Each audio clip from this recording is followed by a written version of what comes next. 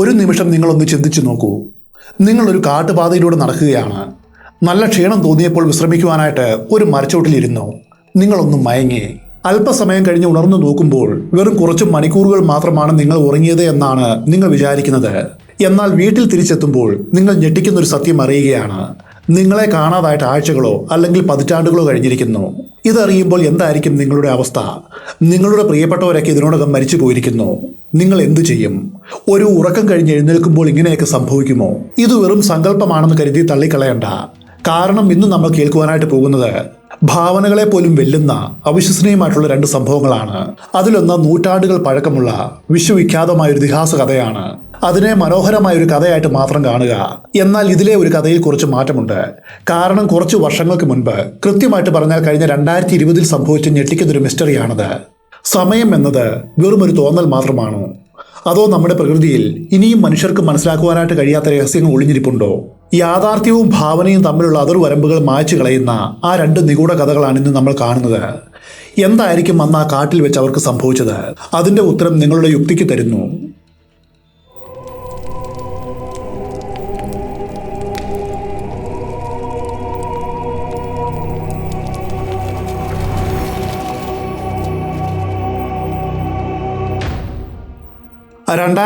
ഫെബ്രുവരി 16 അത് രാവിലെ ചൈനയിലെ ഒരു ചെറിയ ഗ്രാമത്തിലുള്ള ഒരു കടയിൽ നിന്നും ഫെയ് എന്ന 39-കാരിയായ സ്ത്രീ പുറത്തേക്കിറങ്ങി. അവൾ അപ്പോൾ നല്ല തിളക്കമുള്ള, ആർക്കും എളുപ്പത്തിൽ തിരിച്ചറിയുവാനായിട്ട് കഴിയുന്ന ഒരു ചുവന്ന കോട്ട് ധരിച്ചിരുന്നു. അപ്പോൾ വാങ്ങിയ കുറച്ച് ലഘുഭക്ഷണങ്ങൾ അവളുടെ കയ്യിലുണ്ടായിരുന്നു. ഫെയ് അവളുടെ ജീവിതകാലം മുഴുവനും ഈ ഗ്രാമത്തിൽ തന്നെയാണ് ജീവിച്ചത്. വളരെ ലളിതമായ ജീവിതം നയിക്കുന്ന ഒരാളായിരുന്നു ഫെയ്. കൂടാതെ അവൾ എപ്പോഴും കൃത്യമായിട്ട് പാലിച്ചിരുന്ന ഒരു ദിനചര്യയും ഉണ്ടായിരുന്നു. അത് രാവിലെ എഴുന്നേൽക്കുക, തൻ്റെ ജാക്കറ്റ് ധരിക്കുക, എന്നിട്ട് മേൽ പറഞ്ഞ കടയിലേക്ക് പോയിട്ട് കുറച്ച് ലഘുഭക്ഷണങ്ങൾ വാങ്ങുക. അതിനുശേഷം അവൾ തൻ്റെ വീട്ടിലേക്ക് മടങ്ങും. അതുമല്ലെങ്കിൽ മാതാപിതാക്കളുടെ വീട്ടിലേക്കോ സഹോദരിയുടെ വീട്ടിലേക്കോ അവരെ കാണുവാനായിട്ട് പോകും. മിക്കവാറും എല്ലാ ദിവസവും അവളുടെ ദിനചര്യ ഇതാണ്. അങ്ങനെ അന്നേ ദിവസം വീട്ടിൽ നിന്നും ഇറങ്ങി കടയിൽ കയറി ലഘുഭക്ഷണങ്ങൾ വാങ്ങിയ ശേഷം അവൾ അടുത്തതായിട്ട് എവിടേക്ക് പോകണമെന്ന് ചിന്തിച്ചു. ആ ചിന്തയുമായിട്ട് അവൾ റോഡിലൂടെ നടക്കുവാൻ തുടങ്ങി. പെട്ടെന്ന് ഏതാനും ആളുകൾ തന്നെ വിളിക്കുന്നത് അവൾ കേട്ടു. ഫെയ് അവിടെ നിന്നു. എന്നിട്ട് തിരിഞ്ഞു നോക്കി. അപ്പോൾ കണ്ട കാഴ്ച ഇതായിരുന്നു. അവൾ പോകുന്ന കാട്ടുപാതയുടെ ഒരു വശത്തായിട്ട് 5ഓളം ആളുകൾ നിൽക്കുന്നു. ഈ ആളുകൾ ഇപ്പോൾ നിൽക്കുന്ന സ്ഥലത്തു നിന്നും ഫെയുടെ ഗ്രാമത്തിൽ നിന്നും ആരംഭിക്കുന്ന മനോഹരമായൊരു ഹൈക്കിംഗ് ട്രയൽ ഉണ്ടായിരുന്നു. ആ പാത മലഞ്ചെരിവിലൂടെ നേരെ മുകളിലേക്കാണ് പോകുന്നത്. അവിടെയുള്ള വനത്തിൽ നിരവധി കുളങ്ങളും വെള്ളച്ചാട്ടങ്ങളുമുള്ള മനോഹരമായൊരു സ്ഥലമുണ്ട്. ആ പ്രദേശത്തെ 18 pots of the dragon king എന്നാണ് വിളിക്കുന്നത്. ആ കാട്ടിൽ ഉടനീളം 18 കുളങ്ങൾ അങ്ങിങ്ങാട്ടി ചിതറിക്കിടപ്പുണ്ട്. അതുകൊണ്ടാണ് അങ്ങനെ വിളിക്കുന്നത്. മാത്രവുമല്ല, കാടിനോട് ചേർന്ന് ഫെയ് താമസിക്കുന്ന ഗ്രാമത്തിന്റെ പേരും ചൈനീസ് ഭാഷയിൽ ഡ്രാഗൺ കിങ് എന്നർത്ഥം വരുന്ന ഒന്നാണ്. ഫെയ് ഇവിടെയാണ് ജനിച്ചു വളർന്നത്. എങ്കിലും അവൾ ഒരിക്കൽ പോലും മേൽ പറഞ്ഞ കാട്ടുപാതയിലൂടെ സഞ്ചരിച്ച് മുകളിലുള്ള വനങ്ങളിലേക്ക് പോയിരുന്നില്ല. അവിടെയുള്ള കുളങ്ങളെക്കുറിച്ചും വെള്ളച്ചാട്ടങ്ങളെക്കുറിച്ചും അവൾക്ക് കേട്ടുകേൾവി മാത്രമേ ഉള്ളൂ. അവളുടെ സുഹൃത്തുക്കളും ബന്ധുക്കളും അവിടെ പോവുകയും അവിടെയുള്ള മനോഹരമായ കാഴ്ചകളെക്കുറിച്ച് അവളോട് പറയുകയും ചെയ്തിരുന്നു. എന്നിട്ടും ഫെയ് ആ കാഴ്ചകൾ കാണുവാനായിട്ട് ഇതുവരെ അവിടേക്ക് പോയിട്ടില്ല. അതിന് പിന്നിലൊരു കാരണമുണ്ട്. ഫെയ്ക്ക് ചെറുപ്പത്തിൽ ഒരു ട്യൂമർ വന്നിരുന്നു. ചികിത്സയുടെ ഭാഗമായിട്ട് അവൾക്ക് ഹെവി ഡോസുള്ള ഒരുപാട് മരുന്നുകൾ കഴിക്കേണ്ടി വന്നു. അതുമൂലം അവൾക്ക് ശാരീരികമായിട്ടുള്ള വലിയ ബുദ്ധിമുട്ടുകൾ ഉണ്ടായിരുന്നു. ചികിത്സ മൂലം ട്യൂമർ ഭേദമായെങ്കിലും ഫെയ് വളരെ ദുർബലയായി. അതുകൊണ്ട് തന്നെ മലകയറ്റം പോലെ കഠിനാധ്വാനം വേണ്ടി വരുന്ന കാര്യങ്ങൾ തനിക്ക് പറ്റിയതല്ലെന്നും അങ്ങനെയുള്ള ഒരു റിസ്ക്കും താൻ എടുക്കില്ല എന്നും അവൾ തീരുമാനിച്ചു. വൈകാതെ പരിക്ക് പറ്റുവാനായിട്ട് സാധ്യതയുള്ള ഒന്നും താൻ ചെയ്യില്ല എന്നൊരു മാനസികാവസ്ഥ അവളിലുണ്ടായി. അതുകൊണ്ടാണ് എല്ലാവരും വാതോരാതെ പറഞ്ഞിട്ടും ഈ മലയിലേക്ക് പോകുവാനായിട്ട് അവൾ ആഗ്രഹിക്കാത്തത്. ഈ കാരണങ്ങൾ കൊണ്ടാണ് അവൾ ദിവസവും എന്തെങ്കിലും ലഘുഭക്ഷണങ്ങൾ വാങ്ങുവാനായിട്ട് പുറത്തിറങ്ങുകയും തൻ്റെ കുടുംബത്തെ മാത്രം സന്ദർശിക്കുകയും ചെയ്യുന്ന വളരെ ലളിതവും അതുപോലെ സുരക്ഷിതവുമായ ഒരു ദിനചര്യ ഉണ്ടാക്കിയെടുത്തത്. പക്ഷേ ഇത് അവളെ വളരെ ഏകയും ഒറ്റപ്പെട്ടവളുമാക്കി മാറ്റി. അവൾക്ക് അധികം സുഹൃത്തുക്കളൊന്നും ഗ്രാമത്തിലുണ്ടായിരുന്നില്ല. തൻ്റേതായ ആ കൊച്ചു ലോകത്ത് ഫെയ് ജീവിച്ചു. അങ്ങനെ പതിവ് ചിട്ടയനുസരിച്ച് ഫെയ് ഈ റോഡിലൂടെ നടക്കുമ്പോഴാണ് മലമുകളിലേക്ക് പോകുന്ന കാട്ടുപാതയുടെ തുടക്കത്തിൽ നിന്ന് ഈ 5 ഗ്രാമവാസികൾ അവളെ പേര് ചൊല്ലി വിളിച്ചത്. അവർ അവളോട് ഇങ്ങനെ പറഞ്ഞു: ഫെയ്, ഇങ്ങോട്ട് നോക്കൂ. അവർ ഡ്രാഗൺ കിങ്ങിന്റെ 18 കുളങ്ങൾ കാണുവാനായിട്ട് മല കയറുവാൻ തയ്യാറെടുക്കുകയാണ്. അവർ പറഞ്ഞു: നീയും ഞങ്ങളുടെ കൂടെ വരൂ, ഞങ്ങളോടൊപ്പം വരൂ, ആ മനോഹരമായിട്ടുള്ള കാഴ്ച വന്ന് കാണൂ. ഫെയെ സംബന്ധിച്ച് ഇത്തരമൊരു ക്ഷണം ആദ്യമായിട്ടാണ്. ആ നിമിഷം അവളുടെ ഉള്ളിൽ വലിയൊരു ആവേശം തോന്നി. എന്തുകൊണ്ട് തനിക്ക് ഇവരുടെ കൂടെ ഒന്ന് പോയിക്കൂടാ? ഒരു മാറ്റത്തിന് വേണ്ടിയിട്ട് വ്യത്യസ്തമായിട്ടുള്ള എന്തെങ്കിലും ഒരു കാര്യം ചെയ്തുകൂടാ? അവൾ ചിന്തിച്ചു. ഇതിലെന്ത് അപകടമാണുള്ളത്? ഞാൻ ഒറ്റയ്ക്കല്ലല്ലോ, ഇവരുടെ കൂടെയല്ലേ. എന്ത് സംഭവിച്ചാലും വരട്ടെ. ആളുകൾ അതിശയോക്തിയോടെ പറയുന്ന ആ സ്ഥലം ഇത്തവണ ഒന്ന് കണ്ടിട്ട് തന്നെ കാര്യം. അങ്ങനെയാണ് വളരെ സൗഹൃദ മനോഭാവത്തോടെ നിൽക്കുന്ന അവരുടെ അടുത്തേക്ക് അവൾ നടന്നത്. അവരോട് ഫേയ് ഇങ്ങനെ പറഞ്ഞു, ഞാനും നിങ്ങളുടെ കൂടെ വരാം. ഞാൻ ഇതുവരെ അവിടേക്ക് പോയിട്ടില്ല. അതൊരു നല്ല സ്ഥലമാണെന്ന് ഞാൻ കേട്ടിട്ടുണ്ട്. അങ്ങനെയാണ് ഫേയും ഈ പുതിയ 5 സുഹൃത്തുക്കളും കൂടി ആ പാതയിലൂടെ മല കയറുവാൻ തുടങ്ങിയത്. ഏതാനും മണിക്കൂറുകൾക്കുള്ളിൽ അവർ ആ മലയുടെ മുകളിലെത്തി. അവിടെയുള്ള കാഴ്ച കണ്ട് ഫേയ് ഞെട്ടിപ്പോയെന്ന് പറയാം. അത്ര മനോഹരമായ പ്രകൃതി ദൃശ്യം ഫേയ് ആദ്യമായിട്ട് കാണുകയാണ്. ഇത്രയും കാലം ഇതിന്റെ അടുത്ത് ജീവിച്ചിട്ടും താനിത് ഒരിക്കലും കണ്ടില്ലല്ലോ എന്നോർത്ത് അവൾക്കൊരു നഷ്ടബോധവും തോന്നി. ഫേയുടെ മനസ്സിൽ വലിയൊരു സന്തോഷം നിറഞ്ഞു. അവളുടെ കൂടെ ഉണ്ടായിരുന്ന 5 മനുഷ്യരും വളരെ നല്ലവരായിരുന്നു. അവരെല്ലാവരും പരസ്പരം സംസാരിക്കുകയും അവരവരുടെ ജീവിതത്തെക്കുറിച്ച് പറയുകയും ചെയ്തു. ഫേയ് തന്റെ ജീവിതത്തെക്കുറിച്ചും തന്റെ ആരോഗ്യ പ്രശ്നങ്ങളെക്കുറിച്ചും അതുപോലെ മറ്റ് പല കാര്യങ്ങളെക്കുറിച്ചും അവരോട് പറഞ്ഞു. ഒടുവിൽ അവർ അവിടെയുള്ള ഇടതൂർന്ന കാടിന്റെ ഉള്ളിലേക്ക് പ്രവേശിച്ചു. ആ 18 കുളങ്ങളിൽ ഒന്നിന്റെ അടുത്തെത്തി. ശരിക്കും ആരെയും അതിശയിപ്പിക്കും വിധം മനോഹരമായിരുന്നു അവിടം. ഫേയുടെ ഈ പുതിയ സുഹൃത്തുക്കൾ കുളത്തിന്റെ കരയിലിരുന്നു. അവർ കുറച്ച് ലഘുഭക്ഷണങ്ങൾ എടുത്തു. ഫേയും അവരോടൊപ്പം ഇരുന്നു. കടയിൽ നിന്നും വാങ്ങിയ ആഹാരങ്ങൾ അവളുടെ അടുത്തും ഉണ്ടായിരുന്നു. ഫേയെ സംബന്ധിച്ച് അവൾ തീരെ പ്രതീക്ഷിക്കാത്തൊരു പിക്നിക്കായിട്ട് മാറുകയാണ് ആ പ്രഭാതം. അവളുടെ ജീവിതത്തിലെ ഏറ്റവും മനോഹരമായ ദിവസമായിരുന്നു അത്. അവൾ തന്റെ ഭയങ്ങളിൽ നിന്നും വന്ന് പുറത്തു വന്നു. അവളെ പൂർണ്ണമായിട്ടും ഉൾക്കൊള്ളുന്ന ചില ആളുകളെ അവൾ കണ്ടുമുട്ടി. അതോടൊപ്പം ഇന്നുവരെ കാണാത്ത പ്രകൃതി സൗന്ദര്യം അവൾ ഇപ്പോൾ ആസ്വദിക്കുന്നു. എന്നാൽ ആ കുളത്തിന്റെ കരയിലിരുന്ന് മനോഹരമായിട്ടുള്ള കാഴ്ചകൾ ആസ്വദിക്കുന്നതിൻ്റെ ഇടയിൽ അവൾക്ക് വല്ലാത്ത ക്ഷീണം തോന്നി. അതേക്കുറിച്ച് അവൾ ചിന്തിച്ചത് ഇങ്ങനെയാണ്, ഞാൻ അധികം പുറത്തേക്കൊന്നും പോകാറില്ല, അങ്ങനെ വ്യായാമവും ചെയ്യാറില്ല. ഇവിടേക്ക് വലിയൊരു മലയും കയറിയാണല്ലോ വന്നത്. ക്ഷീണം തോന്നുക സ്വാഭാവികമാണ്. ഫേയ് തനിക്ക് പിന്നിലുള്ള പാറയിലേക്ക് ചാരിയിരുന്നു. അവൾക്ക് ഉറക്കം വരുവാൻ തുടങ്ങി. വൈകാതെ അവൾക്ക് ചുറ്റുമുള്ള ലോകം മങ്ങി വരുവാൻ തുടങ്ങി. തന്റെ കൂട്ടുകാർ സംസാരിക്കുന്നത് അവൾക്ക് കേൾക്കാമായിരുന്നു. അവരിപ്പോൾ അവളെ ഒന്നും നോക്കുന്നു പോലുമില്ല. അവരുടെ ആഹാരം ആസ്വദിച്ച് കഴിക്കുകയാണ്. അവൾ തലയും താഴ്ത്തി കണ്ണുമടച്ച് ഉറങ്ങുവാൻ തുടങ്ങി. ഫേയ് പിന്നീട് ഉറക്കമുണർന്നപ്പോൾ അവൾ അതേ സ്ഥലത്ത് തന്നെ കിടക്കുകയാണ്. എന്നാൽ അപ്പോൾ അവൾക്ക് ചുറ്റും ഇരുട്ടായിരുന്നു. ആ 5 സുഹൃത്തുക്കളും അവിടെ ഉണ്ടായിരുന്നില്ല. ആ കാടിന് നടുവിൽ കുളത്തിനരികെ അവൾ ഒറ്റപ്പെട്ട് കിടക്കുന്നു. ഫേയുടെ ഉള്ളിലൂടെ പെട്ടെന്ന് ഭയത്തിന്റെ ഒരു ഇടിമുഴക്കം കടന്നുപോയി. അവൾ തന്റെ സുഹൃത്തുക്കളെ ചുറ്റും അന്വേഷിക്കുവാൻ തുടങ്ങി. അവർ ഇവിടെ എവിടെയെങ്കിലും കാണണം. അവരെന്നെ ഉപേക്ഷിച്ചു പോവില്ല. കാരണം അവർ അത്രയ്ക്ക് നല്ലവരായിരുന്നു. പിന്നെ ഇതെങ്ങനെ സംഭവിക്കും? ഫേയി ചുറ്റും നോക്കി. അവൾക്ക് ആകെപ്പാടെ കാണുവാൻ കഴിഞ്ഞത് കൂരിരുട്ട് മാത്രമാണ്. കുളത്തിന് മുകളിലൂടെ നിലാവിന്റെ ചെറിയൊരു വെളിച്ചം വീശിക്കിടപ്പുണ്ട്. ചുറ്റുമുള്ള വനം ഇരുണ്ട് കിടക്കുന്നു. അവിടെയെങ്ങും ആരുമില്ല. അവൾക്കാകെ കേൾക്കുവാനായിട്ട് കഴിഞ്ഞത് പക്ഷികളുടെയും പ്രാണികളുടെയും ശബ്ദങ്ങൾ മാത്രമാണ്. രാത്രിയിൽ വനം ഉണരുന്ന ശബ്ദങ്ങൾ. ഇങ്ങനൊരവസ്ഥയിൽ അകപ്പെടുവാനായിട്ട് ഒരിക്കലും ആഗ്രഹിക്കാത്ത ഒരാളാണ് ഫേയ് എന്ന് ഓർക്കണം. ഇത് അവളുടെ സുരക്ഷിതമായ ലോകത്തു നിന്നും വളരെ അകലെയാണ്. രാത്രിയിൽ ഈ കാട്ടിൽ വിജനമായ ചുറ്റുപാടിൽ അവളിപ്പോൾ ഒറ്റയ്ക്കാണ്. ഫേയ് വല്ലാതെ ഭയന്നു. അതേ സമയത്ത് അവളുടെ മനസ്സ് അവളോട് ഇങ്ങനെ പറയുവാൻ തുടങ്ങി, ദൈവമേ, ഇതെല്ലാം ഒരു കെണിയായിരുന്നു. ആ 5 പേരും ഞാൻ വിചാരിച്ചതുപോലെ എൻ്റെ സുഹൃത്തുക്കളായിരുന്നില്ല. അവർ എന്നെ ഇവിടെ കൊണ്ടുവന്നു. അവർ എന്നെ കബളിപ്പിച്ചു. അവർ എന്നെ മയക്കി കിടത്തിയതാവാം. അല്ലെങ്കിൽ അവരിപ്പോൾ എവിടെയെങ്കിലും മറിഞ്ഞിരിപ്പുണ്ടാവും. വൈകാതെ അവർ മടങ്ങി വന്ന് എന്നെ ഉപദ്രവിക്കുവാനായിട്ട് സാധ്യതയുണ്ട്. ഞാനിപ്പോൾ വലിയൊരു അപകടത്തിലാണ്. എനിക്ക് ഇവിടെ നിന്നും എങ്ങനെയെങ്കിലും രക്ഷപ്പെടണം. അവൾ തിരിഞ്ഞ് ഇവിടേക്ക് വന്ന പാതയിലേക്ക് നോക്കി. കൂരിരുട്ട് വ്യാപിച്ചു കിടക്കുന്നു. നേരിയ വെളിച്ചത്തിൽ വന്ന വഴി മാത്രം കാണാം. എങ്ങനെ അതുവഴിക്ക് തിരിച്ചു പോകും? അതും പാതിരാത്രിയിൽ ഒറ്റയ്ക്ക്. കൂടാതെ വെളിച്ചം കിട്ടുവാനായിട്ട് സഹായിക്കുന്ന ഒന്നും അവളുടെ അടുത്തുണ്ടായിരുന്നില്ല. അവസാനം പരിഭ്രാന്തിയോടെ അവൾ ഒരു തീരുമാനമെടുത്തു.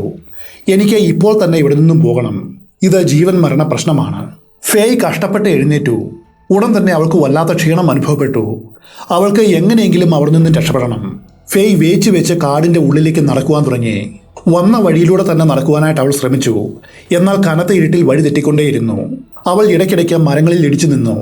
തന്നെ ഉപദ്രവിക്കുവാനായിട്ട് 5 പേരും പിന്നാലെ വരുന്നുണ്ടോ, അല്ലെങ്കിൽ ഏതെങ്കിലും വന്യമൃഗങ്ങൾ തന്റെ പിന്നാലെയുണ്ടോ, അങ്ങനെയൊക്കെ അവൾക്ക് തോന്നുവാൻ തുടങ്ങി. മണിക്കൂറുകളോളം ഫേയ് ആ കാട്ടുപാതയിലൂടെ വേച്ച് നടന്നു. ഒടുവിൽ അവൾക്ക് പൂർണ്ണമായിട്ടും വഴിതെറ്റി. അവസാനം അവൾ ഒരു അരുവിയുടെ അരികിലെത്തി. ഫേയ് അവിടെ ഇരുന്നു. സൂര്യൻ ഉദിക്കുവാനായിട്ട് തുടങ്ങിയെന്ന് അവൾക്ക് മനസ്സിലായി. മുട്ടുകുത്തിയിരുന്ന് കുറച്ച് വെള്ളം കോരി കുടിച്ചു. അവസാനം മലഞ്ചെരിവിലൂടെ സൂര്യൻ ഉദിച്ചു വന്നപ്പോൾ അവിടെ ഉണ്ടായ വെളിച്ചത്തിൽ സന്തോഷകരമായിട്ടുള്ളൊരു കാഴ്ച അവൾ കണ്ടു. തന്റെ ഗ്രാമത്തിലേക്ക് പോകുന്ന മലഞ്ചെരിവിലൂടെയുള്ളൊരു പാതയായിരുന്നു അത്. അരുവിയിൽ നിന്നും കുറച്ചുകൂടി വെള്ളം കുടിച്ച ശേഷം പിന്നെ ആ വഴിക്ക് മലയിറങ്ങി. മലയിറങ്ങുമ്പോൾ അവൾ താഴെ ഗ്രാമത്തിലേക്ക് നോക്കി. അവിടെ വലിയൊരു കൂട്ടം ആളുകൾ കൂടി നിൽക്കുന്നത് ഫേയ് വ്യക്തമായിട്ട് കണ്ടു. ഒരു പക്ഷേ തന്നെ അന്വേഷിച്ച് നടക്കുന്ന ഗ്രാമവാസികളായിരിക്കണം. അവരെല്ലാവരും താൻ മലമുകളിലേക്ക് പോയ കാട്ടുപാതയുടെ തുടക്കത്തിലാണ് ഇപ്പോൾ കൂടി നിൽക്കുന്നത്. ഫേയ് കൈവീശി അവരെ വിളിച്ചു. കുറച്ചു പേർ മുകളിലേക്ക് നോക്കി നിൽക്കുന്നുണ്ട്. ഒരു പക്ഷേ ദൂരത്തു നിന്നും കണ്ടതുകൊണ്ട് അവൾ ആരാണെന്നോ എന്താണ് ചെയ്യുന്നത് എന്നോ അവർക്ക് വ്യക്തമായിട്ട് മനസ്സിലായി കാണില്ല. അവർ അവളെ കണ്ടു, അവൾ തിരിച്ചും. എന്നാൽ ആൾക്കൂട്ടത്തിന്റെ പ്രതികരണം എന്താണെന്ന് അവൾക്ക് മനസ്സിലാക്കുവാൻ കഴിഞ്ഞില്ല. ഫേയ് വലിയ സന്തോഷത്തോടെ മലയിറങ്ങി വന്നു.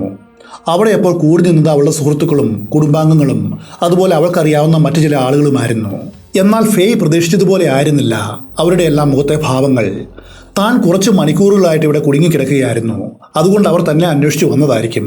അവർക്ക് ആശങ്ക ഉണ്ടാവുക സ്വാഭാവികമാണ്, അതവൾക്ക് മനസ്സിലാവും. പക്ഷേ താനിതാ സുരക്ഷിതയായിട്ട് മടങ്ങിയെത്തിയിരിക്കുന്നു. അപ്പോൾ അവരുടെ മുഖത്ത് സന്തോഷമല്ലേ കാണേണ്ടത്? എന്നാൽ അങ്ങനെയല്ല കണ്ടത്. ഫേയി മലയിറങ്ങി വരുന്നത് കണ്ടതും അവരുടെ എല്ലാം മുഖത്ത് വലിയൊരു ഞെട്ടലാണ് കാണപ്പെട്ടത്. എല്ലാവരും ഭയം കൊണ്ട് വിളറി നിൽക്കുന്നു. ഒന്നും മനസ്സിലാകാത്ത മുഖഭാവം. അവരുടെ അടുത്ത് എത്തിയതും ആ ജനക്കൂട്ടത്തിൽ നിൽക്കുന്ന തന്റെ സഹോദരിയെ ഫേയ് കണ്ടു. അവൾ സഹോദരിക്ക് നേരെ കൈ വീശിക്കൊണ്ടിങ്ങനെ പറഞ്ഞു, ഹേയ്, എനിക്ക് കുഴപ്പമൊന്നുമില്ല, എല്ലാം ഓക്കെയാണ്, പേടിക്കുവാനായിട്ട് ഒന്നുമില്ല. അപ്പോൾ ഫേയുടെ സഹോദരി വളരെ പേടിയോടെ മുൻപോട്ട് വന്നു. അവസാനം അവൾ ഫേയുടെ അടുത്തേക്ക് ഓടിച്ചെല്ലുകയും ഇരുവരും കെട്ടിപ്പിടിക്കുകയും ചെയ്തു. വളരെ വൈകാരികമായിട്ടുള്ളൊരു നിമിഷമായിരുന്നു അത്.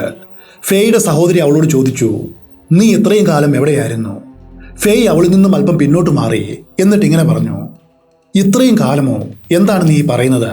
ഇന്നലെയോ അല്ലെങ്കിൽ കുറച്ച് മണിക്കൂറുകൾക്കോ മുൻപാണ് എനിക്ക് വഴി തെറ്റിയത്. ഞാൻ കാണാതായിട്ട് എത്ര മണിക്കൂറായെന്ന് എനിക്ക് മനസ്സിലാകുന്നില്ല. ഒരു പക്ഷേ അതുണ്ടായത് ഇന്നലെയാണെന്ന് തോന്നുന്നു.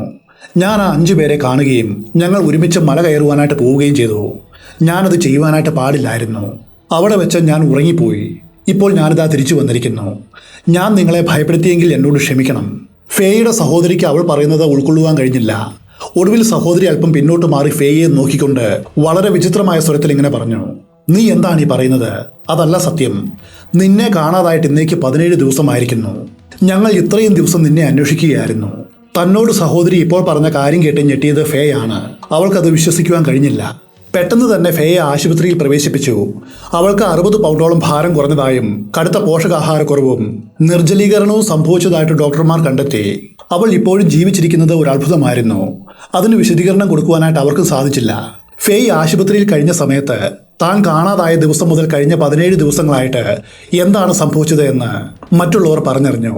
തിളങ്ങുന്ന ചുവന്ന കൂട്ടും ധരിച്ചവൾ മലമുകളിലേക്ക് കയറി പോകുന്ന ദൃശ്യങ്ങൾ സുരക്ഷാ ക്യാമറയിൽ പതിഞ്ഞിരുന്നു. അതിനുശേഷം അവളെ ആരും കണ്ടിട്ടില്ല. എങ്കിലും ആ മലമുകളിലുള്ള 7.5 മൈൽ ചുറ്റളവിൽ എവിടെയെങ്കിലും അവൾ ഉണ്ടായിരിക്കുമെന്ന് മറ്റുള്ളവർ ഊഹിച്ചു. അത് കോവിഡിന്റെ കാലമായതുകൊണ്ട് ആ പ്രദേശത്തും അതുപോലെ മറ്റ് പല ഗ്രാമങ്ങളിലും വളരെ കർശനമായിട്ടുള്ള ചെക്ക് പോസ്റ്റുകൾ ഉണ്ടായിരുന്നു. അതുമൂലം ഈ ഗ്രാമങ്ങളിലേക്ക് പോകുന്നവരുടെയും വരുന്നവരുടെയും വിവരങ്ങൾ പോലീസിന് കിട്ടിയിരുന്നു. അന്വേഷണത്തിൽ ചുറ്റുമുള്ള ഒരു ഗ്രാമത്തിലും ഫേയ് എത്തിയിട്ടില്ല എന്ന് അവർക്ക് മനസ്സിലായി. അങ്ങനെ വരുമ്പോൾ അവൾ തീർച്ചയായിട്ടും ഡ്രാഗൺ കിങ്ങിന്റെ 18 പോണ്ടുകളിൽ എവിടെയെങ്കിലും ഉണ്ടാകണം. ആ 7.5 മൈൽ പ്രദേശത്ത് അവളെ അന്വേഷിക്കുവാനായിട്ട് വലിയൊരു തെരച്ചിൽ സംഘത്തെ അവർ അയച്ചു. ഫേയുടെ ശ്രദ്ധ ആകർഷിക്കുവാനായിട്ട് പലയിടത്തും പടക്കങ്ങൾ പൊട്ടിച്ചു. എന്നിട്ടും അവളെ കണ്ടെത്തുവാനായിട്ട് ആർക്കും കഴിഞ്ഞില്ല. അവരോട് ഫേയ് പറഞ്ഞത് ഇങ്ങനെയാണ്, ഞാൻ പടക്കങ്ങൾ പൊട്ടുന്ന ശബ്ദമൊന്നും കേട്ടില്ല. തിരച്ചിൽ നടത്തുന്ന ആരെയും കണ്ടുമില്ല, കേട്ടുമില്ല. ഫേയുടെ കാഴ്ചപ്പാടിൽ വെറും മണിക്കൂറുകൾ മാത്രം ഉറങ്ങിയതുപോലെയാണ് അവൾക്ക് തോന്നിയത്, അല്ലാതെ 17 ദിവസങ്ങളായിരുന്നില്ല. അതോടൊപ്പം തനിക്ക് ഓർമ്മയുള്ള ചില കാര്യങ്ങളെക്കുറിച്ചും വളരെ വിശദമായിട്ട് അവരോട് അവൾ പറഞ്ഞു. ആ കുളങ്ങൾ കാണുവാനായിട്ട് തന്നെ കൂട്ടിക്കൊണ്ടുപോയത് 5 പേരാണ്. അവർ ഈ നാട്ടുകാരാണെന്നാണ് എന്നോട് പറഞ്ഞത്. അവരുടെ പേരുകളും അവർ കാണുവാനായിട്ട് എങ്ങനെയുള്ളവരാണെന്നും അവർ തന്നോട് സംസാരിച്ച കാര്യങ്ങളുമെല്ലാം ഫേയ്ക്ക് നല്ല ഓർമ്മയുണ്ടായിരുന്നു. അതിനുശേഷം തനിക്ക് ഉറക്കം വന്നു. ഉറക്കമുണർന്നപ്പോൾ അവരാരും അവിടെ ഉണ്ടായിരുന്നില്ല. അവർ തന്നെ കബളിപ്പിച്ചതാണെന്നും തനിക്ക് എന്തോ മയക്കുമരുന്ന് താൻ അറിയാതെ തന്നതാണെന്നും അതുകൊണ്ടാണ് ഇങ്ങനെയൊക്കെ സംഭവിച്ചത് എന്നും ഫേയ് പറഞ്ഞു. എന്നാൽ ഫേയ് ഈ കഥ പറഞ്ഞതും അവളുടെ കുടുംബത്തിലെ പ്രായമുള്ള ആളുകൾ അമ്പരപ്പോടെ പരസ്പരം നോക്കി. എന്നിട്ട് ഇങ്ങനെ പറഞ്ഞു, ഫേയ്, നീ പോയത് ആ 5 പേരുടെ കൂടെ ആകുവാനായിട്ട് വഴിയില്ല. കാരണം നീ ഇപ്പോൾ പറഞ്ഞ പേരുകളും രൂപവുമുള്ള 5 പേർ ഈ ഗ്രാമത്തിൽ തന്നെ ഉള്ളവരാണ്. പക്ഷേ അവർ മരിച്ചിട്ട് ഒരുപാട് വർഷങ്ങളായി. ഇത് കേട്ടവൾ ഞെട്ടിപ്പോയി. പോലീസിന്റെ അന്വേഷണത്തിലും കഥ ഇതുതന്നെയായിരുന്നു. അന്നേ ദിവസം തിളങ്ങുന്ന ചുവന്ന കോട്ടും ധരിച്ച് ഫേയ് മല കയറി പോകുന്ന ദൃശ്യങ്ങൾ ക്യാമറയിൽ പതിഞ്ഞിരുന്നു. എന്നാൽ അവളോടൊപ്പം മറ്റാരും ആ സമയത്ത് ഉണ്ടായിരുന്നില്ല. അവിടെയുള്ള ജനങ്ങളുടെ വിശ്വാസമനുസരിച്ച് ഡ്രാഗൺ രാജാവിന്റെ കുളങ്ങൾ മനോഹരമായിട്ടുള്ള ഹൈക്കിംഗ് ഏരിയ മാത്രമല്ല, അവിടം പ്രേതബാധയുള്ള സ്ഥലം കൂടിയാണ്.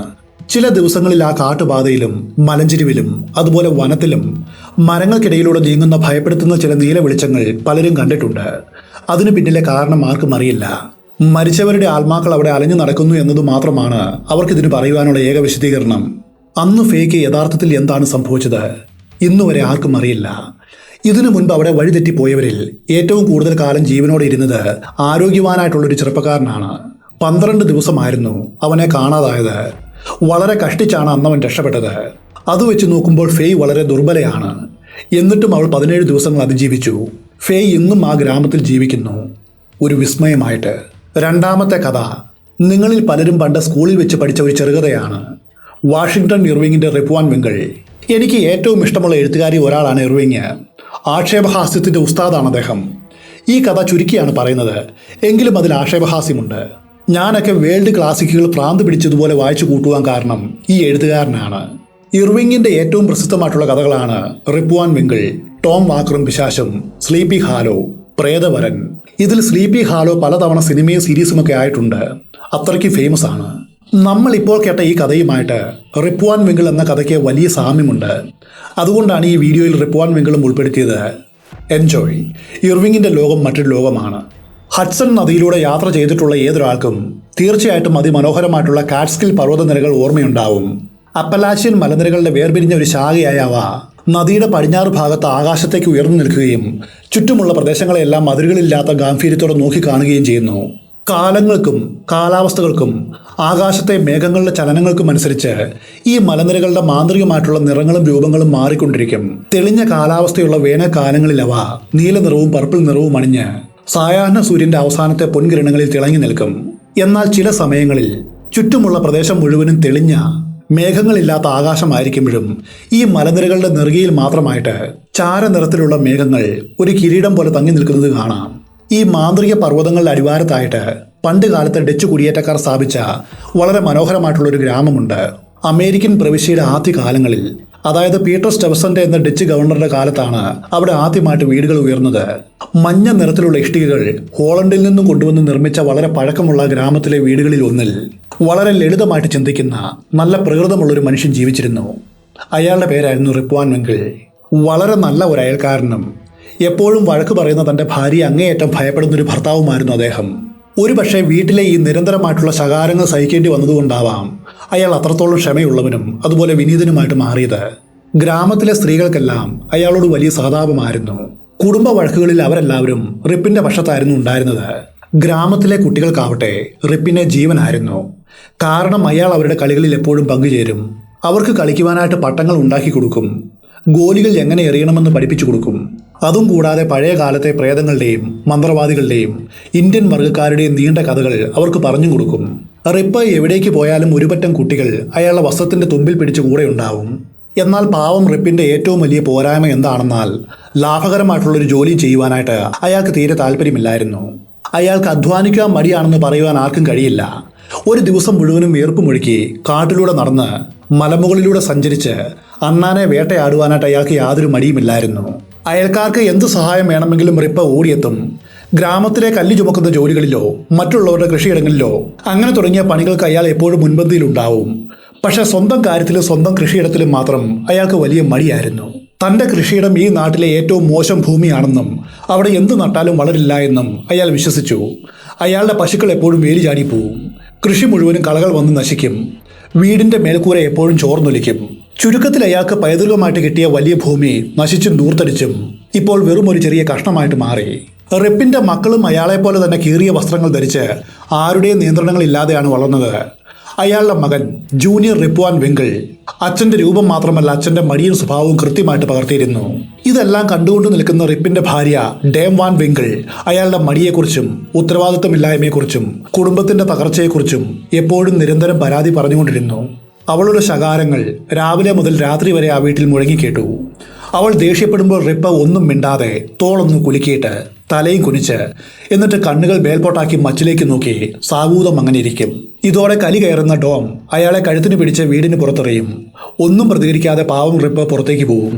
റിപ്പിന് ആകപ്പാടെ ഉണ്ടായിരുന്ന ഒരേ ഒരു കൂട്ട് അയാളുടെ വിശ്വസ്തനായിട്ടുള്ള നായ വൂൾഫായിരുന്നു. വൂൾഫും ഡേം വാൻ വിങ്കിളിന്റെ ശകാരങ്ങളുടെ ഇരയായിരുന്നു. ആ വീട്ടമ്മയെ കാണുമ്പോൾ തന്നെ കാട്ടിലെ മൃഗങ്ങളോട് പൊരുതുന്ന ധീരനായ ആ നായ വാലും ചുരുട്ടി ഭയന്ന് വിറയ്ക്കും. ഭാര്യയുടെ ശല്യം സഹിക്കുവാൻ വയ്യാതാകുമ്പോൾ റിപ്പ് ഗ്രാമത്തിലെ ഒരു ചെറിയ സത്രത്തിലേക്ക് പോവും. അവിടെ കിങ് ജോർജ് മൂന്നാമന്റെ ചിത്രം വെച്ച ഒരു വലിയ മരത്തിന് ചുവട്ടിൽ ഗ്രാമത്തിലെ കുറെ അലസരായിട്ടുള്ള ആളുകൾ ഒത്തുകൂടാറുണ്ടായിരുന്നു. പള്ളിക്കൂടം മാസ്റ്ററായ ഡെറിക് വാൻ ബമ്മലും ആ സത്രത്തിന്റെ ഉടമസ്ഥനായ നിക്കോളാസ് ബെഡറും അവരുടെ കൂട്ടത്തിലുണ്ടായിരുന്നു. എന്നാൽ അവിടെയും റിപ്പിന് സമാധാനം ഉണ്ടായിരുന്നില്ല. പെട്ടെന്ന് ഒരു കൊടുങ്കാറ്റ് പോലെ അവിടേക്ക് വരുന്ന ഡേം വാൻ വിങ്കിൾ അവരെ എല്ലാവരെയും കണക്കിന് ശകാരിക്കുകയും റിപ്പിനെ അവിടെ നിന്നും വലിച്ചടിച്ചു കൊണ്ടുപോവുകയും ചെയ്യുമായിരുന്നു. ഭാര്യയിൽ നിന്നും രക്ഷപ്പെടുവാനായിട്ട് റിപ്പിന് ഒരേ ഒരു വഴിയേ ഉണ്ടായിരുന്നുള്ളൂ. തന്റെ തോക്കുമെടുത്ത് തന്റെ നായ വൂൾഫിനെയും കൂട്ടി കാട്ടിലേക്ക് വേട്ടയാടുവാനായിട്ട് പോവുക. അങ്ങനെ മനോഹരമായൊരു ശരത്കാല ദിവസത്തിൽ കാട്ടിലൂടെ നടന്ന റിപ്പ് കാറ്റ്സ്കിൽ മരനിരകളുടെ ഏറ്റവും ഉയർന്ന ഭാഗത്ത് എത്തിച്ചേർന്നു. ഒരു വലിയ മരത്തിന്റെ ചുവട്ടിൽ കിതച്ചുകൊണ്ട് വിശ്രമിച്ച അയാൾ താഴെയുള്ള വിശാലമായിട്ടുള്ള താഴ്വരയുടെയും ദൂരെയായിട്ട് വെള്ളിനൂല് പോലെ ഒഴുകുന്ന ഹഡ്സൺ നദിയുടെയും സൗന്ദര്യം ആസ്വദിച്ചു. പർവ്വതനിരകളുടെ നിഴലുകൾ താഴ്വരയിലേക്ക് വീഴുവാൻ തുടങ്ങിയപ്പോൾ നേരം വൈകിയെന്ന് അയാൾക്ക് മനസ്സിലായി. ഇരുട്ട് വീഴും മുൻപ് വീട്ടിലെത്തണമല്ലോ എന്നോർത്ത് ഭാര്യയുടെ ശകാരങ്ങളെ ഭയന്ന് അയാൾ വേഗത്തിൽ മലയിറങ്ങുവാൻ തുടങ്ങി. പെട്ടെന്ന് ദൂരെ നിന്നും ആരോ തന്റെ പേര് വിളിക്കുന്നത് അയാൾ കേട്ടു. റിപ്വാൻ വിങ്കിൾ, റിപ്വാൻ വിങ്കിൾ. ചുറ്റും നോക്കിയിട്ടും അയാൾക്ക് ആരെയും കാണുവാനായില്ല. വീണ്ടും അതേ വിളി മുഴങ്ങിക്കേട്ടു. വൂൾഫ് ഭയന്നു കുരച്ചുകൊണ്ട് കാടിന്റെ ഉൾഭാഗത്തേക്ക് നോക്കി. എന്നിട്ട് റിപ്പിന്റെ കാലുകൾക്കിടയിലേക്ക് പതുങ്ങി.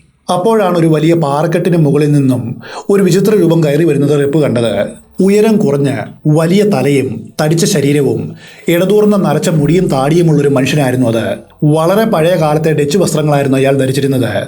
അരയിൽ ബെൽറ്റും വലിയ ബട്ടൺസ് ഉള്ള കുപ്പായവും ധരിച്ചിരുന്നു. അയാളുടെ തോളിൽ മത്തി നിറച്ചൊരു വലിയ മരക്കുറ്റി ഉണ്ടായിരുന്നു. അയാൾ ആംഗ്യം കാണിച്ച് അത് ചുമക്കുവാനായിട്ട് റിപ്പിന്റെ സഹായം ചോദിച്ചു. പേടിയോടെയാണെങ്കിലും സ്വതവേ സഹായിക്കുവാനായിട്ട് മനസ്സുള്ള റിപ്പ് ആ മരക്കുറ്റി ചുമക്കുവാനായിട്ട് സഹായിച്ചു. രണ്ടുപേരും ഒരക്ഷരം പോലും മിണ്ടാതെ മലമുകളിലെ ഒരു വലിയ ഗർത്തത്തിലേക്ക് നടന്നു. ഇടിമുഴക്കം പോലെയുള്ള വലിയ ശബ്ദങ്ങൾ ആ ഗർത്തത്തിൽ നിന്നും കേൾക്കാമായിരുന്നു. ഒരു വലിയ ഉണങ്ങിയ നീർച്ചാലിലൂടെയാണ് അവർ നടന്നത്. അവിടെ എത്തിയ റിപ്പ് കണ്ട കാഴ്ച അയാളെ അക്ഷരാർത്ഥത്തിൽ അത്ഭുതപ്പെടുത്തി. തികച്ചും വിജനമായിട്ടുള്ള ഒരു ചെറിയ സമതലത്തിൽ കുറെ വിചിത്രരായിട്ടുള്ള ആളുകൾ ഒത്തുകൂടിയിരിക്കുന്നു. അവരെല്ലാവരും പലതരം പഴയകാല വസ്ത്രങ്ങൾ ധരിച്ചവരും വിചിത്രമായിട്ടുള്ള താടി രൂപവുമുള്ളവരായിരുന്നു. ഒരാളുടെ മുഖത്ത് അയാളുടെ മുഖം മറയും വിധം വലിയൊരു മൂക്കായിരുന്നു. മറ്റൊരാളുടെ തലയിൽ വലിയൊരു തൊപ്പിയുണ്ടായിരുന്നു. അവരിൽ ചിലരാവട്ടെ 9 പിൻസ് കളിക്കുകയായിരുന്നു. അവർ ആ പന്തുകൾ ഉരുട്ടുമ്പോഴാണ് മലമുകളിൽ ഇടിമുഴക്കം പോലെ വലിയ ശബ്ദം കേട്ടിരുന്നത്. അവരുടെ എല്ലാവരുടെയും മുഖത്ത് വല്ലാത്തൊരു ഗൗരവമുണ്ടായിരുന്നു. ആരും പരസ്പരം ഒന്നും മിണ്ടുന്നുണ്ടായിരുന്നില്ല. ലോകത്തിലെ ഏറ്റവും വിചിത്രവും നിശബ്ദവുമായിട്ടുള്ള കാഴ്ചയായിരുന്നു അത്. റിപ്പിനെ കണ്ടപ്പോൾ അവർ തങ്ങളുടെ കളി നിർത്തി. മരണാനന്തര ജീവിതത്തിൽ നിന്നും വന്നവരെ പോലെ അയാളെ അവർ തുറച്ചു നോക്കി. റിപ്പിന്റെ ഹൃദയമിടിപ്പ് വർദ്ധിച്ചു. കൂടെ വന്ന അപരിചിതൻ ആ മരക്കുറ്റിയിലെ മദ്യം വലിയ വലിയ കോപ്പകളിലാക്കി. എന്നിട്ട് എല്ലാവർക്കും നൽകി. റിപ്പിനും ഒരു കോപ്പ കിട്ടി. അത് കുടിക്കുവാനായിട്ട് അവർ ആംഗ്യം കാണിച്ചു. പേടിച്ചരണ്ട റിപ്പ് ആ കോപ്പ വാങ്ങി കുടിച്ചു. വളരെ സ്വാദിഷ്ടമായ പഴയകാല ഡച്ച് മദ്യത്തിന്റെ രുചിയുള്ളൊരു പാനീയമായിരുന്നു അത്. ദാഹം കാരണം റിപ്പ് വീണ്ടും വീണ്ടും അത് കുടിച്ചു. കുറച്ചു കഴിഞ്ഞപ്പോൾ അയാളുടെ കണ്ണുകൾ പതിയെ അടയുവാൻ തുടങ്ങി. ചുറ്റുമുള്ള കാഴ്ചകൾ മങ്ങുവാൻ തുടങ്ങി. അയാൾ എല്ലാം മറന്ന ഗാഢമായൊരു ഉറക്കത്തിലേക്ക് വീണു. കണ്ണു തുറക്കുമ്പോൾ കാറ്റ്സ്കിൽ മലനിരകളിൽ ആ അപരിചിതനെ ആദ്യമായിട്ട് കണ്ട മരച്ചോട്ടിലായിരുന്നു റിപ്പ് കിടന്നത്. സൂര്യൻ ഉദിച്ചുയർന്നിരുന്നു. പക്ഷികൾ ചിലയ്ക്കുന്നുണ്ടായിരുന്നു. ദൈവമേ, ഞാൻ ഈ രാത്രി മുഴുവൻ ഇവിടെയാണ് ഉറങ്ങിയത്. ഡേവ് വാൻ വിങ്കിൾ എന്നെ കൊല്ലുമല്ലോ, റിപ്പ് ചിന്തിച്ചു. അയാൾ ആ വിചിത്രമായിട്ടുള്ള ആളുകളെയും താൻ കുടിച്ച മദ്യത്തെയും കുറിച്ച് ഓർത്തു. അയാൾ തന്റെ തോക്കെടുത്തു. പക്ഷെ അത് അയാളുടെ എണ്ണയിട്ട് മിനിക്കിയ പഴയ തോക്കായിരുന്നില്ല. അതിനു പകരം ഇരുമ്പ് മുഴുവനും തുരുമ്പെടുത്ത് നശിച്ച തടിയുടെ ഭാഗം ദ്രവിച്ചു പോയ വളരെ പഴയൊരു തോക്കാണ് അവിടെ ഇരുന്നത്. താൻ കൊണ്ടുവന്ന നല്ല തോക്ക് ആ വിചിത്ര മനുഷ്യർ മോഷ്ടിക്കുകയും ഈ പഴഞ്ചൻ തോക്ക് പകരം വയ്ക്കുകയും ചെയ്തുവെന്ന് റിപ്പ് കരുതി. അയാൾ വൂൾഫിനെ ഉറക്കെ വിളിച്ചു നോക്കി. പക്ഷെ നായ എവിടെയും കണ്ടില്ല. ഒരു പക്ഷെ ഏതെങ്കിലും മണ്ണാനെ കണ്ടിട്ട് അത് താഴേക്ക് പോയിട്ടുണ്ടാവുമെന്ന് അയാൾ സമാധാനിച്ചു. എഴുന്നേൽക്കുവാനായിട്ട് ശ്രമിച്ചപ്പോൾ ശരീരത്തിലെ സന്ധികൾക്കെല്ലാം വലിയ വേദന അനുഭവപ്പെട്ടു. വാദം വന്നതുപോലെ ശരീരം വഴങ്ങുന്നുണ്ടായിരുന്നില്ല. ഈ മലമുകളിലെ തണുപ്പത്തുള്ള ഉറക്കം എന്റെ ശരീരത്തെയും തകർത്തു. അയാൾ പിറുപിറുത്തു. വളരെ കഷ്ടപ്പെട്ട് അയാൾ താഴേക്ക് നടക്കുവാൻ തുടങ്ങി. എന്നാൽ ആ മലനിരകളാകെ മാറിപ്പോയതുപോലെ അയാൾക്ക് തോന്നി. അയാൾ കയറി വന്ന പഴയ വരണ്ട വഴികൾ അവിടെ ഉണ്ടായിരുന്നില്ല. അതിനു പകരം അവിടെ വലിയൊരു വെള്ളച്ചാട്ടമായിരുന്നു. വളരെ കഷ്ടപ്പെട്ട കുറ്റിക്കാടുകളും തടസ്സങ്ങളും മാറ്റി അയാൾ താഴെ ഗ്രാമത്തിലേക്ക് നടന്നു. മുഖത്ത് തപ്പി നോക്കിയപ്പോൾ അയാൾ ശരിക്കും ഞെട്ടി. തന്റെ താടി വളർന്ന ഒരടിയോളം നീളം വെച്ചിരിക്കുന്നു. ഗ്രാമത്തിലെത്തി അയാൾ അമ്പരന്നു പോയി. അത് അയാളുടെ പഴയ ഗ്രാമമായിരുന്നില്ല. വീടുകളൊക്കെ വലുതായിരിക്കുന്നു. ഗ്രാമത്തിന്റെ രൂപം മുഴുവനും മാറിയിരിക്കുന്നു. വഴിയിൽ കണ്ട ആരെയും അയാൾക്ക് പരിചയമില്ല. അവരെല്ലാവരും തികച്ചും വ്യത്യസ്തമായിട്ടുള്ള വസ്ത്രങ്ങളാണ് ധരിച്ചിരുന്നത്. അവരും അതുപോലെ ഈ വിചിത്ര രൂപമുള്ള വലിയ താടിക്കാരനായ പഴയ വസ്ത്രങ്ങൾ ധരിച്ച റിപ്പിനെ കൗതുകത്തോടെ നോക്കി. കുട്ടികൾ അയാളുടെ പിറകെ നടന്ന് അയാളുടെ വലിയ താടി ചൂണ്ടിച്ചിരിക്കുവാൻ തുടങ്ങി. ഗ്രാമത്തിലെ നായ്ക്കൾ അയാളെ നോക്കി കുരച്ചു. റിപ്പ് തന്റെ സ്വന്തം വീട് ലക്ഷ്യമാക്കി നടന്നു. ഭാര്യയുടെ ശകാരം കാതോർത്താണ് അയാൾ വീട്ടിലെത്തിയത്. പക്ഷെ അവിടെ കണ്ട കാഴ്ച ഞെട്ടിക്കുന്നതായിരുന്നു. തന്റെ വീടാണോ അതെന്ന് അയാൾ സംശയിച്ചു. കാരണം വീട് അമ്പേ തകർന്ന് മേൽക്കൂരയെല്ലാം ഇടിഞ്ഞു പൊളിഞ്ഞ് ഒരു അനാഥാലയം പോലെ കിടക്കുന്നു. വാതിലുകൾ തകർന്നിരുന്നു. ജനാലകൾ പൊട്ടിയിരുന്നു. അവിടെ റിപ്പിന്റെ ഭാര്യയോ കുട്ടികളോ ആരും ഉണ്ടായിരുന്നില്ല. പട്ടിണി കിടന്ന് മെലിഞ്ഞുണങ്ങിയ ഒരു നായ അവിടെ നിൽക്കുന്നത് കണ്ടു. റിപ്പ് അതിനെ വൂൾഫ് എന്ന് വിളിച്ചെങ്കിലും ആ നായ അവനെ നോക്കി കുരച്ചുകൊണ്ട് ഓടിപ്പോയി. എന്റെ സ്വന്തം നായ പോലും എന്നെ മറന്നിരിക്കുന്നു, റിപ്പ് സങ്കടത്തോടെ പറഞ്ഞു.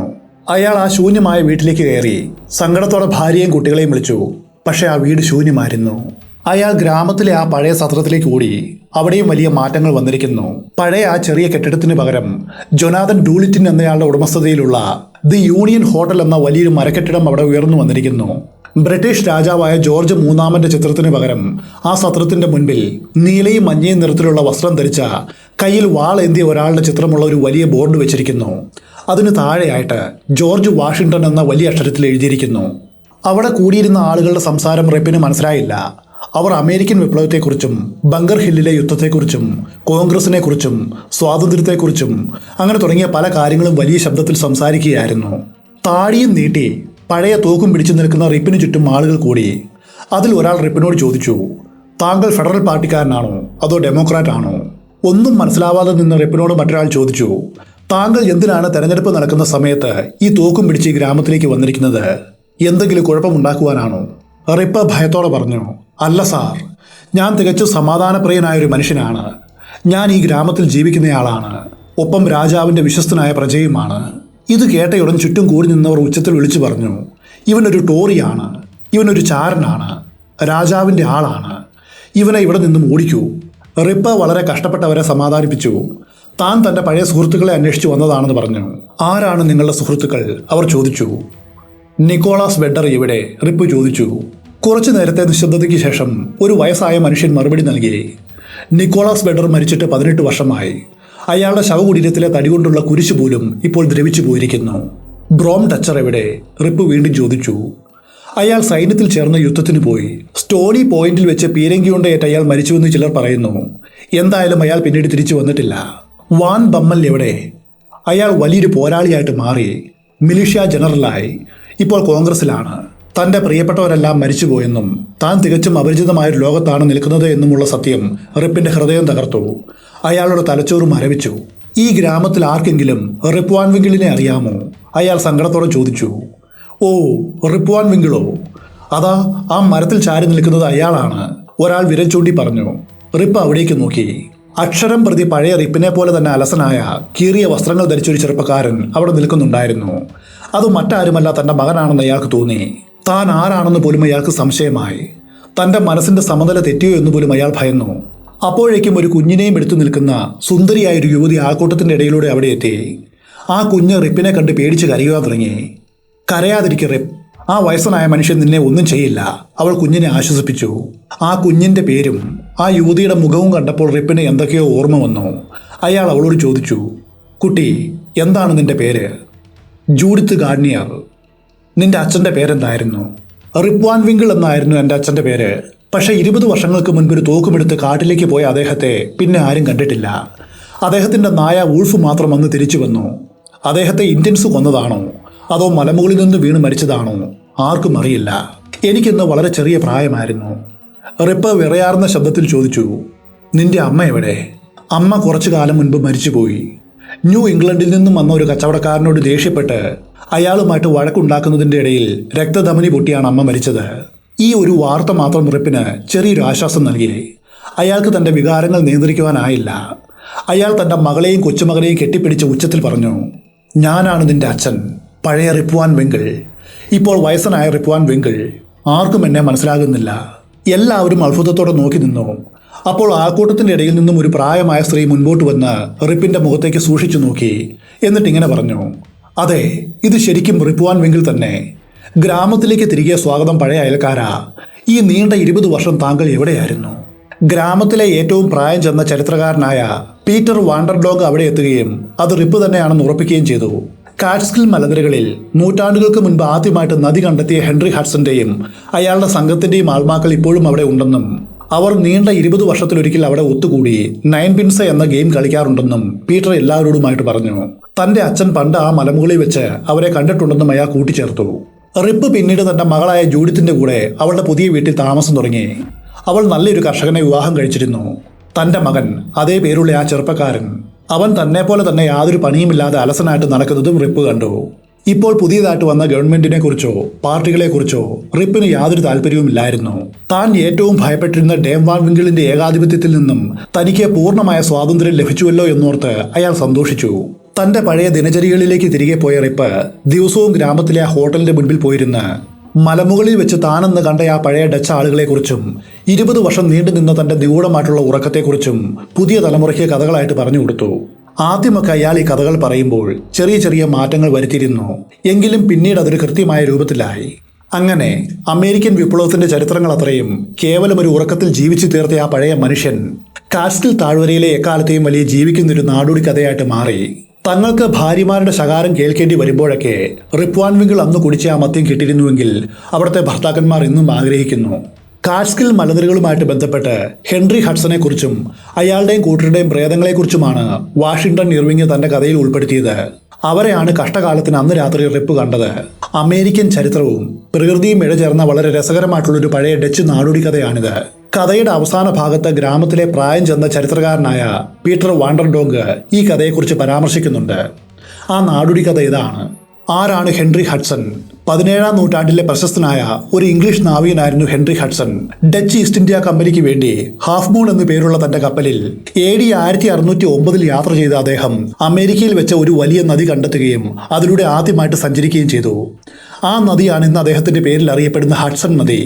ഡച്ച് കുടിയേറ്റക്കാരുടെ വിശ്വാസമനുസരിച്ച് ഹെൻറി ഹഡ്സൺ മരിച്ചുവെങ്കിലും അദ്ദേഹത്തിന്റെ ആത്മാവ് താൻ കണ്ടെത്തിയ ആ നദിയെയും ആ താഴ്വരയെയും ഉപേക്ഷിച്ചു പോയിട്ടില്ല. ആ നദിയുടെ അദൃശ്യനായിട്ടുള്ള കാവൽക്കാരനായിട്ട് അദ്ദേഹം ഇപ്പോഴുമുണ്ട്. കൃത്യം 20 വർഷത്തിലൊരിക്കൽ ഹെൻറി ഹഡ്സണും അദ്ദേഹത്തിന്റെ ഹാഫ് മൂൺ കപ്പലിലെ വിശ്വസ്തരായിട്ടുള്ള നാവികരും കാറ്റ്സ്കിൽ മലനിരകളുടെ ഏറ്റവും മുകളിൽ മടങ്ങിയെത്തും. പഴയകാല ഡച്ച് വസ്ത്രങ്ങൾ ധരിച്ചാണ് അവർ വരിക. തങ്ങൾ കണ്ടെത്തിയ ആ താഴ്വരയും നദിയും ഇപ്പോഴും സുരക്ഷിതമാണോ എന്ന് ഉറപ്പുവരുത്തുവാനാണ് അവർ വരുന്നത്. മലമുകളിൽ ഒത്തുകൂടുന്ന ഈ ആത്മാക്കൾ സമയം ചെലവഴിക്കുവാൻ വേണ്ടി 9 പിൻസ് എന്ന കളി കളിക്കും. ഇന്നത്തെ ബൗളിംഗ് പോലെയുള്ള ഒരു കളിയാണത്. ഈ കളിയിൽ അവർ ഉപയോഗിക്കുന്ന വലിയ തടിപ്പന്തുകൾ ഉരുളുമ്പോഴും അതുപോയിട്ട് തടിയുടെ പിന്നുകളിൽ അത് ശക്തമായിട്ടിടിക്കുമ്പോഴും മലനിരകളിൽ വലിയ ശബ്ദമുണ്ടാകുമത്രേ. കാറ്റ്സ്കിൽ മലനിരകളിൽ മഴമേഘങ്ങളില്ലാത്ത തെളിഞ്ഞ ദിവസങ്ങളിൽ പോലും ചിലപ്പോൾ വലിയ ഇടിമുഴക്കങ്ങൾ കേൾക്കാറുണ്ട്. അത് യഥാർത്ഥത്തിൽ ഇടിവെട്ടുന്നതല്ലെന്നും ഹെൻറി ഹഡ്സണും സംഘവും 9 പിൻസ് കളിക്കുന്ന ശബ്ദമാണെന്നുമാണ് ഇവിടെയുള്ള പഴയ ആളുകൾ വിശ്വസിച്ചത്. ഈ ഒത്തുചേരലിൽ അവർ പഴയ കാലത്തെ അതിവീര്യമുള്ളൊരു ഡച്ച് മദ്യം കുടിക്കാറുണ്ട്. ഈ കൂട്ടത്തിലേക്ക് അബദ്ധത്തിൽ ചെന്നുവിടുന്ന ഏതെങ്കിലും ഒരു സാധാരണ മനുഷ്യൻ ആ മദ്യം കുടിച്ചാൽ അവൻ ഗാഢമായൊരു മാന്ത്രിക ഉറക്കത്തിലേക്ക് വീഴും. പിന്നെ അവർ ഉണരുക 20 വർഷങ്ങൾക്ക് ശേഷം ഹെൻറി ഹഡ്സണും സംഘവും അടുത്ത തവണ വീണ്ടും അവിടെ സന്ദർശിക്കുമ്പോൾ മാത്രമായിരിക്കും. റിപ്പ് വാൻ വിങ്കിൾ അന്ന് മലമുകളിൽ വെച്ച് കണ്ടുമുട്ടിയത് മറ്റാരെയുമല്ല, ഈ ഐതിഹ്യത്തിൽ പറയുന്ന ഹെൻറി ഹഡ്സനെയും അദ്ദേഹത്തിന്റെ പഴയ നാവിക സംഘത്തെയും ആയിരുന്നു. പ്രകൃതിയിലെ ഒരു സാധാരണ പ്രതിഭാസമായ ഇടിമുഴക്കത്തെയും ചരിത്രത്തെയും ബന്ധിപ്പിച്ച് ഒരു നാടോടി കഥയാക്കി മാറ്റിയ വാഷിംഗ്ടൺ ഇർവിങ്ങിന്റെ അതിമനോഹരമായിട്ടുള്ള ഭാവനയാണ് ഈ കഥയിൽ കാണുവാനായിട്ട് കഴിയുന്നത്. ഒരുപക്ഷെ ഒന്നാമത്തെ കഥയിൽ നമ്മൾ പരിചയപ്പെട്ട ഫേക്ക് സംഭവിച്ചതും ഇതുപോലെ വല്ലതുമായിരിക്കുമോ? എന്തായാലും ഈ 2 കഥയും തമ്മിൽ വലിയ സാമ്യമുണ്ട്. ആദ്യത്തെ കഥ യാഥാർത്ഥ്യമാണ്, രണ്ടാമത്തെ കഥ ഇർവിങ്ങിന്റെ ഭാവനയും. ഈ 2 കഥകളിൽ വെച്ച് നിങ്ങൾക്ക് ഇഷ്ടപ്പെട്ട കഥ ഏതാണെന്ന് കമന്റിൽ അറിയിക്കണം. ലൈക്ക്, ഹൈപ്പ്, അങ്ങനെ തുടങ്ങിയ അത്യാവശ്യ കാര്യങ്ങൾ മറക്കുകയും അരുത്. മറ്റൊരു കഥയിൽ വെച്ച് നമുക്ക് വീണ്ടും കണ്ടുമുട്ടാം.